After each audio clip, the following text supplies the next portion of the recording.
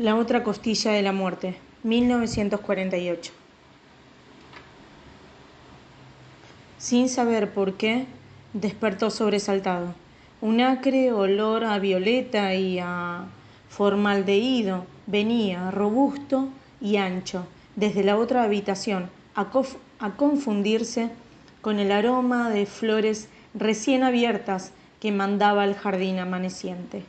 Trató de serenarse, de recobrar ese ánimo que bruscamente había perdido en el sueño. Debía ser ya la madrugada, porque afuera, en el huerto, había empezado a cantar el chorro entre las legumbres y el cielo era azul por la ventana abierta. Repasó la sombría habitación, tratando de explicarse aquel despertar brusco, esperado. Tenía la impresión, la certidumbre física de que alguien había entrado mientras él dormía. Sin embargo, estaba solo y la puerta, cerrada por dentro, no daba muestra de alguna violencia. Sobre el aire de la ventana despertaba un lucero. Quedó quieto un momento como tratando de aflojar la tensión nerviosa que lo había empujado hacia la superficie del sueño y cerrando los ojos boca arriba, empezó a buscar nuevamente el hilo roto de la serenidad. La sangre, racimada, se le desgajó en la garganta, en tanto que más allá, en el pecho, se le desesperaba el corazón robustamente marcando un ritmo acentuado y ligero, como si viniera de una carrera desbocada. Repasó mentalmente los minutos anteriores. Tal vez tuvo un sueño extraño, pudo ser una pesadilla. No había nada de particular, ningún motivo de sobresalto en eso. Iba en un tren, ahora puedo recordarlo, a través de un paisaje. Este sueño lo he tenido frecuentemente. De naturalezas muertas, sembrado de árboles artificiales, falsos, frutecidos de navajas, tijeras y otros diversos. Ahora recuerdo que debo hacerme arreglar el cabello. Instrumentos de barbería. Este sueño lo había tenido frecuentemente, pero nunca le produjo ese sobresalto. Detrás de un árbol estaba su hermano, el otro, su gemelo, el que había sido enterrado aquella tarde, gesticulando. Esto me ha sucedido alguna vez en la vida real. Para que quisiera detener el tren. Convencido de la inutilidad de su mensaje, comenzó a correr detrás del vagón hasta cuando se derrumbó, jadeante, con la boca llena de espuma. Ciertamente era un sueño absurdo, irracional, pero que no motivaba en modo alguno ese despertar desasosegado. Cerró los ojos nuevamente con las sienes golpeadas, aún por la corriente de sangre que le subía, firme como un puño cerrado. El tren penetró a una geografía árida, estéril, aburrida, y un dolor que sintió en la pierna izquierda le hizo desviar la atención de ese paisaje. Observó que no debo seguir usando estos zapatos apretados, se dijo. Un tumor en el dedo central del pie. De manera natural, y como si estuviera acostumbrado a ello, sacó del bolsillo un destornillador con el que extrajo la cabeza del tumor. La depositó cuidadosamente en una cajita azul. ¿Se ven los colores en el sueño? Y por la cicatriz vio asomarse el extremo de un cordón grasiento y amarillo, sin alterarse, como si hubiera esperado la presencia de ese cordón. Tiró de él lentamente, con cuidadosa exactitud. Fue una cinta larga, larguísima, que surgía espontáneamente, sin molestias ni dolor. Un segundo después levantó la vista y vio que el vagón había sido desocupado y que solo en otro compartimiento del tren estaba su hermano vestido de mujer frente a un espejo, tratando de extraerse el ojo izquierdo con unas tijeras. En efecto, le disgustaba aquel sueño, pero no podía explicarse por qué le alteraba la circulación si las veces anteriores, cuando las pesadillas eran horripilantes, había logrado mantener la serenidad.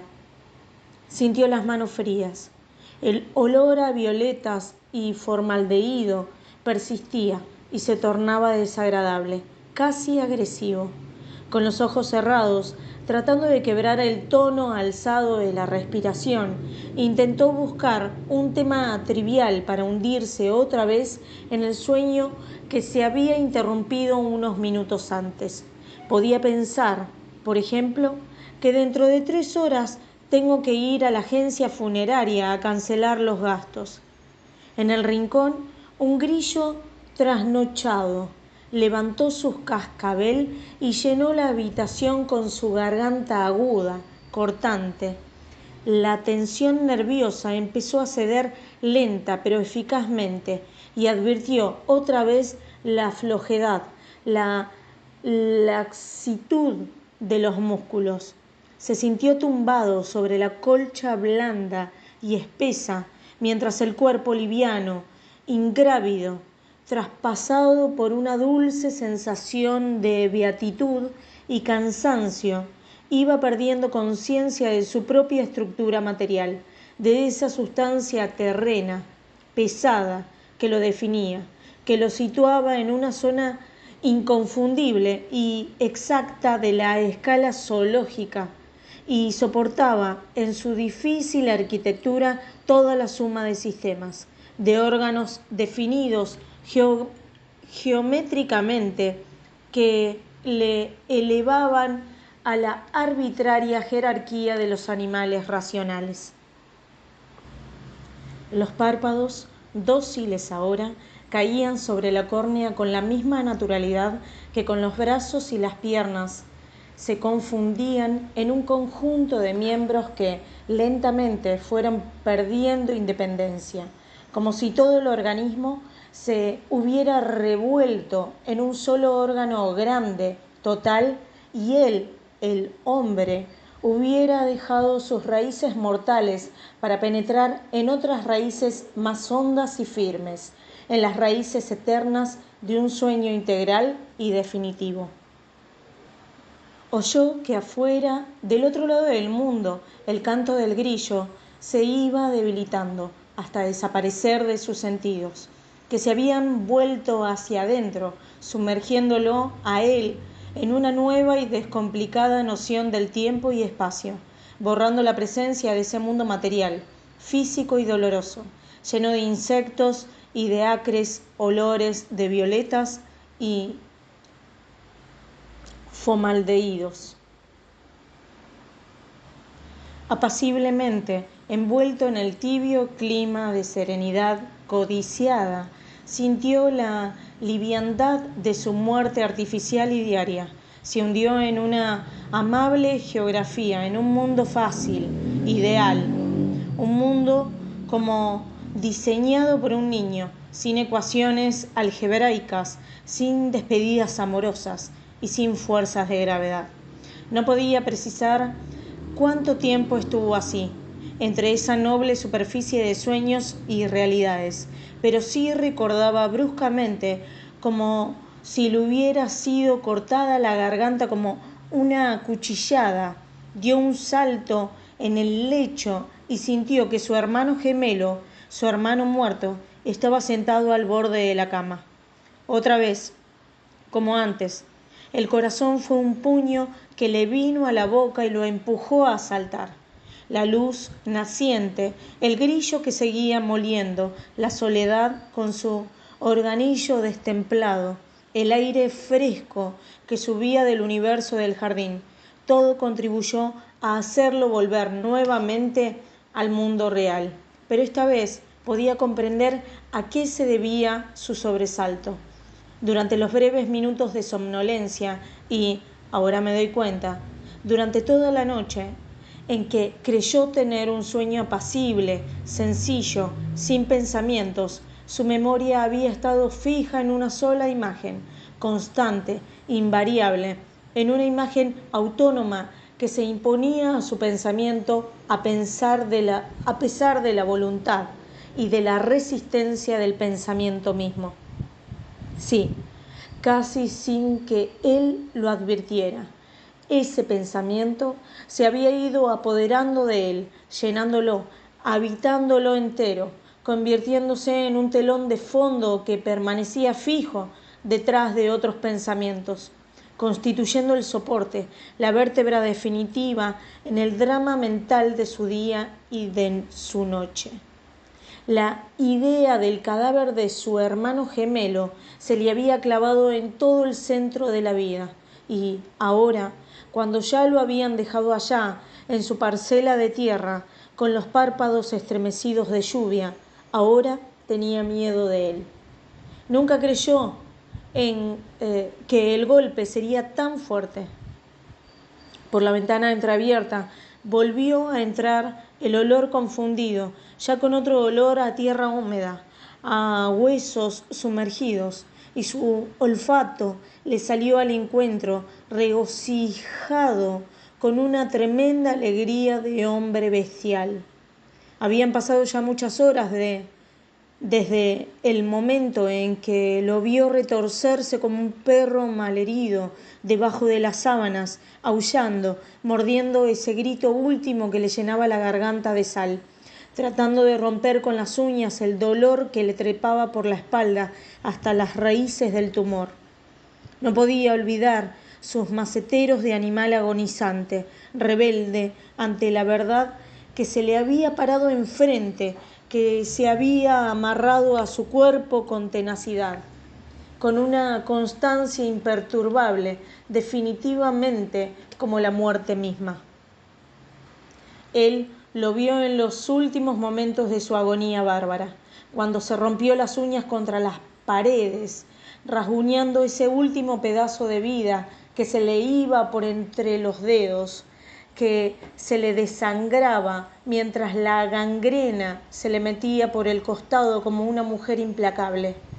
Después lo vio tumbarse sobre el lecho revuelto, con un mínimo de cansancio resignado, sudoroso, cuando los dientes llenos de espuma le tiraron al mundo una sonrisa horrible, monstruosa, y la muerte empezó a correrle por los huesos como un río de cenizas.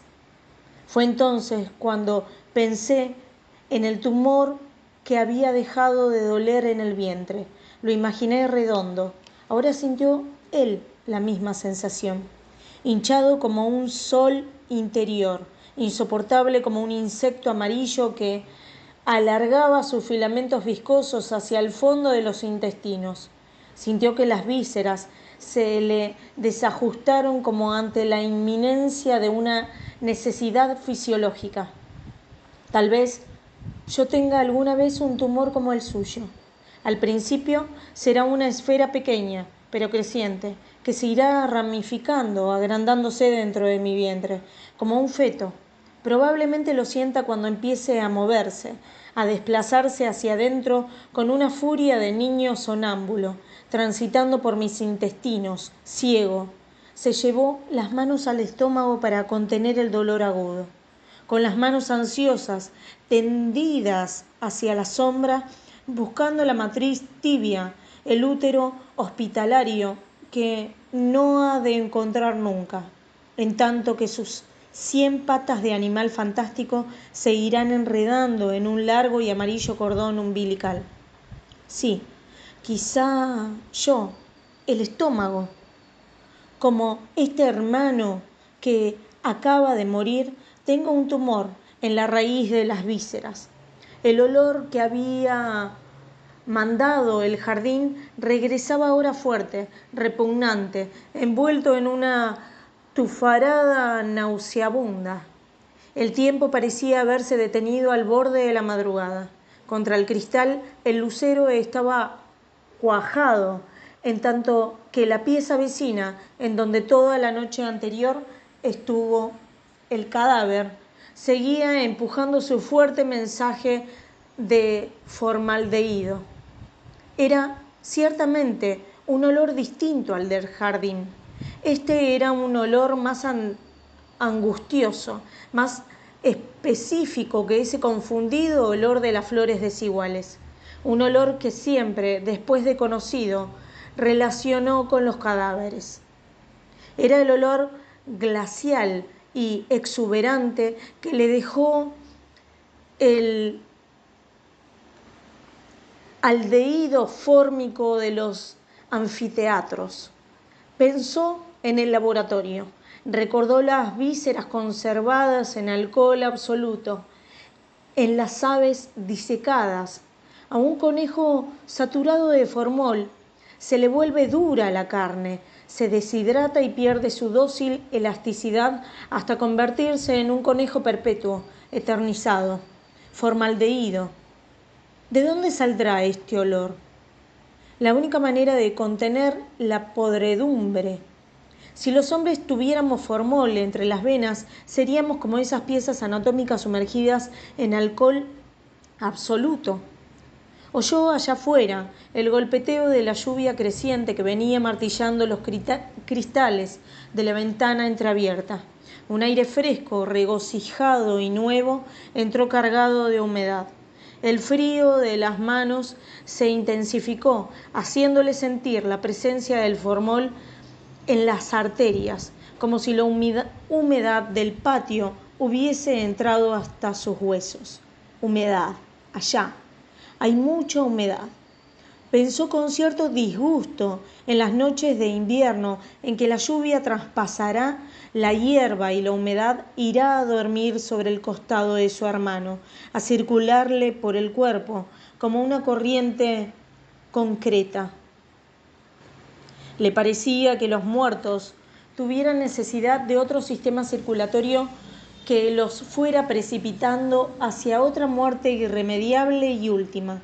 En ese momento deseaba que no lloviera más, que el verano fuera una estación eterna y dominante.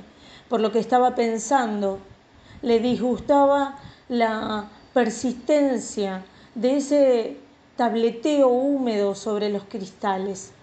Quería que la arcilla de los cementerios fuera seca, siempre seca, porque lo inquietaba pensar que pasados los 15 días, cuando la humedad empiece a correrle por el tuétano, ya no habrá otro hombre igual, exactamente igual a él, debajo de la tierra.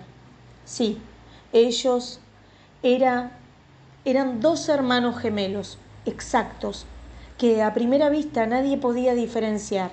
Antes, cuando estuvieron los dos viviendo sus vidas separadas, no eran sino 2 hermanos gemelos, simples y apartados como 2 hombres diferentes. Espiritualmente, no había ningún factor común entre ellos, pero ahora, cuando la rigidez, la terrible realidad se le trepaba por la espalda como un animal invertebrado, algo se había disuelto en su atmósfera integral, algo que se pronunciaba como un vacío, como si a su costado se hubiera abierto un precipicio o como si bruscamente le hubiera sido cercenada de un hachazo la mitad de su cuerpo. No de ese cuerpo exacto, anatómico, sometido a una perfecta definición geométrica, no de ese cuerpo físico que ahora sentía miedo, sino de otro cuerpo que venía más allá del suyo, que había estado con él hundido en la noche líquida del vientre materno y se remontaba con él por las ramas de una genealogía antigua, que estuvo con él en la sangre de sus 4 pares de bisabuelos, y vino desde el atrás, desde el principio del mundo, sosteniendo con su peso, con su misteriosa presencia, todo el equilibrio universal. Podía ser que él estuviera con la sangre de Isaac y Rebeca, que fuera su otro hermano, el que nació trabado en su calcañal, y que vino dando tumbos de generación en generación, noche a noche, de beso en beso, de amor en amor, descendiendo por arterias y testículos hasta llegar, como en un viaje nocturno, a la matriz de su madre reciente. El misterioso itinerario ancestral se le presentaba ahora doloroso y verdadero, ahora que había sido roto el equilibrio y la ecuación resuelta definitivamente. Sabía que algo faltaba a su armonía personal, a su integridad formal y cotidiana. Jacob se había libertado irremediablemente de sus tobillos. Durante los días en que su hermano estuvo enfermo, no tuvo esta sensación, porque el rostro demacrado, transfigurado por la fiebre y el dolor, con la barba crecida, se había diferenciado altamente del suyo. Pero una vez que estuvo inmóvil, tendido sobre su muerte total, se llamó a un barbero para que arreglara el cadáver. Él estuvo presente, pegado contra el muro, cuando llegó el hombre vestido de blanco y armado con el limpio instrumental de su profesión. Con la precisión de un maestro, cubrió de espuma la barba del muerto, la boca espumosa. Así lo vi antes de morir. Y lentamente, como quien va revelando un secreto tremendo, empezó a rasurarlo. Fue entonces cuando lo asaltó esa idea horrible. A medida que al paso de la navaja iba surgiendo el rostro pálido y terroso del hermano gemelo, él iba sintiendo que aquel cadáver no era una cosa extraña a él, sino que estaba fabricado de su misma sustancia terrena, que era su propia repetición. Sentía la extraña sensación de que sus parientes habían extraído del espejo la imagen suya, la que él veía reflejada en el cristal cuando se afeitaba.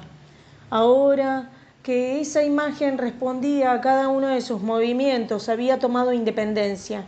Él la había visto afeitarse otras veces todas las mañanas, pero asistía a la dramática experiencia de que otro hombre estuviera quitándole la barba a la imagen de su espejo, prescindiendo de su propia presencia física. Tuvo la certeza, la seguridad de que si en aquel momento se hubiera acercado a un cristal, lo habría encontrado en blanco, aunque la física no tuviera una explicación exacta para aquel fenómeno. Era la conciencia del desdoblamiento. Su doble era un cadáver. Desesperado, tratando de reaccionar, palpó el muro firme que le subió por el tacto como una corriente de seguridad. El barbero terminó su labor y con la punta de las tijeras cerró los párpados del cadáver. La noche le quedó temblando adentro, en la irrevocable soledad del cuerpo desgajado. Así eran exactos, dos hermanos idénticos, inquietantemente repetidos. Fue entonces, al observar lo íntimamente ligadas que estaban esas dos naturalezas, cuando se le ocurrió que algo extraordinario e inesperado iba a acontecer. Imaginó que la separación de los dos cuerpos en el espacio no era más que aparente, cuando en realidad ambos tenían una naturaleza única y total. Tal vez cuando llegue hasta el muerto la descomposición orgánica, él, el vivo, empiece a podrirse también dentro de su mundo animado. Oyó que la lluvia empezó a gotear con mayor fuerza sobre los cristales y que el grillo reventó su cuerda de repente. Sus manos estaban ahora intensamente frías, con una larga frialdad deshumanizada. El olor a formaldehído acentuado le hizo pensar en la posibilidad de traerse a la podredumbre que le estaba comunicando su hermano gemelo desde allá, desde su helado hueco de tierra. Eso es absurdo. Tal vez el fenómeno sea inverso. La influencia debía ejercerla él, que permanecía con vida, con su energía, con su célula vital. Quizá en este plano, tanto él como su hermano permanezcan intactos, sosteniendo un equilibrio entre la vida y la muerte, para defenderse de la putrefacción. Pero, ¿quién podía asegurarlo? ¿No era posible asimismo que el hermano sepultado continuara incorruptible en tanto que la podredumbre invadía al vivo con sus pulpos azules? Pensó que la última hipótesis era la más probable y se resignó a esperar la llegada de su hora tremenda. La carne se le había puesto suave, adiposa, y creyó sentir que una sustancia azul lo cubría por entero. Olfateó hacia abajo la llegada de sus propios olores corporales, pero solo el formol de la pieza vecina le agitó las membranas olfativas con un estremecimiento helado, inconfundible. Nada le preocupó después. En su rincón, el grillo trató de reiniciar la cantinela, mientras una gota gruesa y exacta empezó a colarse por el cielo raso en todo el centro de la habitación. La oyó caer sin sorpresa, porque sabía que en ese sitio la madera estaba envejecida, pero se imaginó aquella gota formada por una agua fresca, buena y amiga, que venía del cielo, de una vida mejor, más ancha y menos llena de fenómenos idiotas como el amor o como la digestión y la gemelidad. Tal vez esa gota iba a llenar la habitación dentro de una hora o dentro de 1000 años y a disolver esa armadura mortal, esa sustancia vana que tal vez, ¿por qué no?, dentro de breves instantes no sería ya sino una pastosa mezcla de albúmina y de suero. Ahora todo era igual. Entre él y su tumba solo se interponía su propia muerte. Resignado, oyó la gota, gruesa, pesada, exacta, que golpeaba en el otro mundo, en el mundo equivocado y absurdo de los animales racionales.